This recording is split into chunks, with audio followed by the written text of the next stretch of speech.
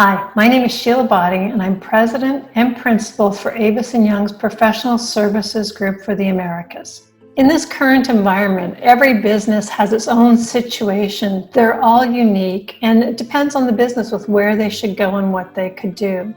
If you think about it, nobody really imagined a 13.7% unemployment rate. They didn't imagine that the times would be dire right now and that, Chicken Little, the sky could be falling down. Yet despite all that, literally just recently, the economists were forecasting 500,000 jobs lost, whereas instead there's been 289,000 new jobs in Canada. So literally on one day you'll hear very bad news, on another day you'll hear not so bad news. So for business, that means weighing, all of the considerations with the marketplace in order to assess the go-forward situation. Each segment of our market will have a different view toward that. The corporate occupiers, people who take office space and industrial space, again, will have to look at their requirements and sort through what that looks like. That particular group has tremendous pressure to realign their costs, to optimize their footprint, and take advantage of market opportunities. For investors, underwriting a deal in the current market, you could say is a little tricky. There's not transactions to be able to justify the value, to justify the financing for a transaction. And so that group may pause for a month or two or three, or put things under contract with timelines delayed until they're comfortable that the markets are in the right place.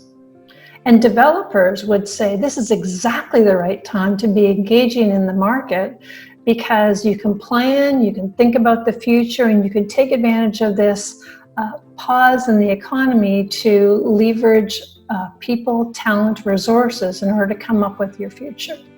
I think what we've learned through this is that one size does not fit all. Everybody will carefully assess their business, the opportunities in the market, run sensitivity analysis, cost alignment, and then make a calculated choice as to where they put their chips down and how to take advantage of the opportunity.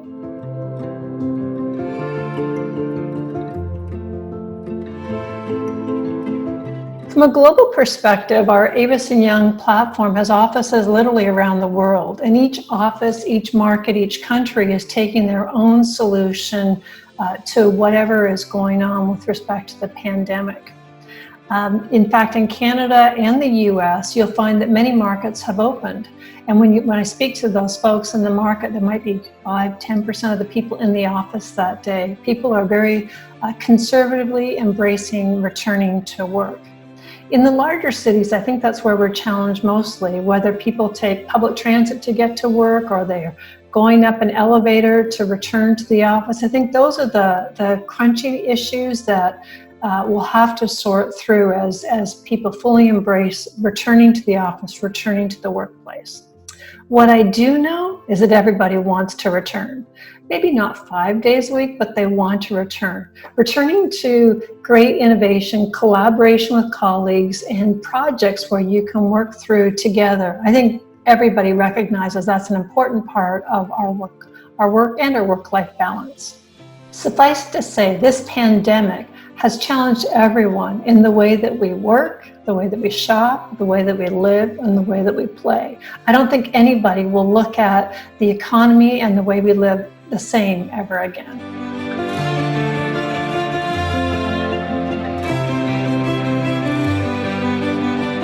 So I guess the question is, what are the creative ways to come up with new business, new ideas? How do you innovate and create in a time where everybody's online? Zoom, Skype, Microsoft Teams, Blue Jeans, social media, you pick it, we're all on it.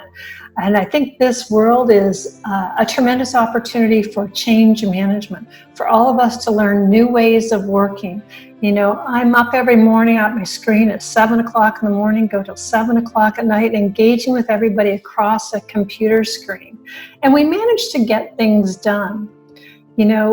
From the relationship and the business development perspective, you're able to look at your screen and talk to people one-on-one or in groups and collaborate in ways that we've never done it before. And so when you think about creatively tackling an issue, very easy to do and actually very efficient. The world continues to buzz. So if you think about it, if you're a lease, if you have a lease to work on over the next little while, your lease is coming up for renewal, you can grab everybody, put them on a call, and sort through some of the issues. Now, it's tricky to do utilization studies of people in the office because obviously we're not in the office, but you can creatively come up with a process by which you identify, do you need as much space or less space? Do you just roll the lease over in the short term or long term?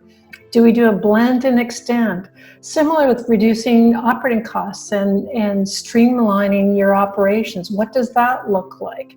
Right now is an incredible time to be very thoughtful about your business, very purposeful about the future and how you want that to look, and kind of pause, take this great pause moment and sort through the long-term goal. And again, doing it through a laptop creatively is actually not a bad thing. Obviously, doing that in balance against in-person meetings. What I've learned is that top people, leaders, tend to be very productive, and they're working through these times, and they're collaborating and grabbing others. And in fact, some of us, we're actually more creative and more productive during this time. And I guess the challenge is on leaders to engage others and everybody toward a common solution. It's forcing us to learn how to lead differently, and that's not a bad thing.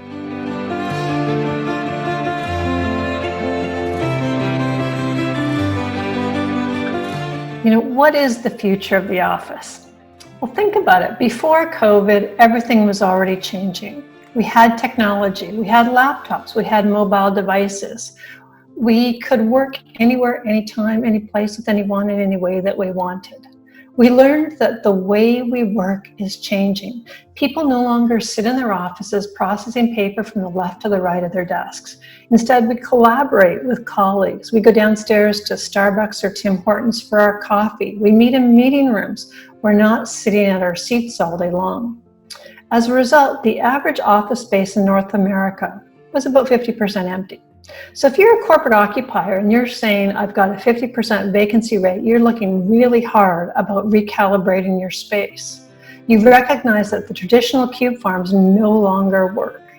In fact, in some of the research that we've done, we've learned that 82% of Canadians would change their jobs for the ability to have some flexibility. You know, when you think about that, then all of a sudden, COVID-19 happens. All of a sudden, the entire world is changing, and we all recognize that we can work from home. We don't want to work from home 100% of the time. I think that goes without saying. But what we have learned is that the workplace can change. We have learned that we can reduce the footprint. We have learned that you can increase the employee experience. Sitting in a cube all day is not fun for anybody. If you create a high-performance workplace with many different environments for people to collaborate together, to come together, to innovate, to think about the future, I think that you will see a very different type of workplace. In the post-COVID world, I think what we'll all learn is that one size does not fit all. Employees want flexibility. So I think that flexible work programs will become very important.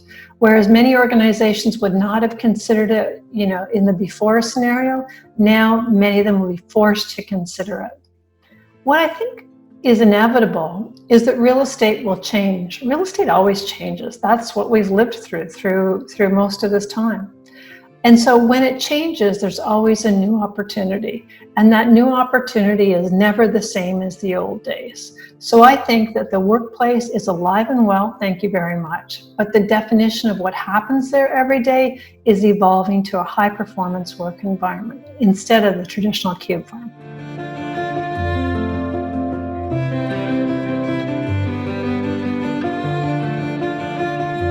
So as you know, I just joined Avison Young about a month ago. So I've started a new job with my laptop and a screen, engaging with my new colleagues, you know, literally around the world every day. It has been phenomenal. I've been able to reach and to talk to so many people around the globe, so that now geography almost doesn't matter. It's about time zones.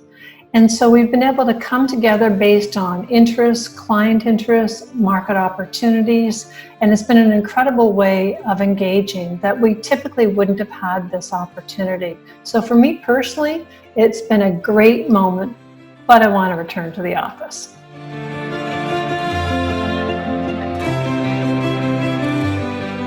What I recognize is that this too shall pass.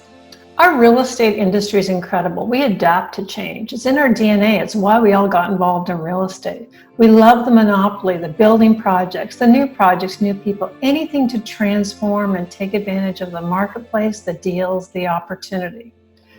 We all know there's another opportunity on the horizon. The new normal is now being redefined, and we have a tremendous opportunity to take advantage of.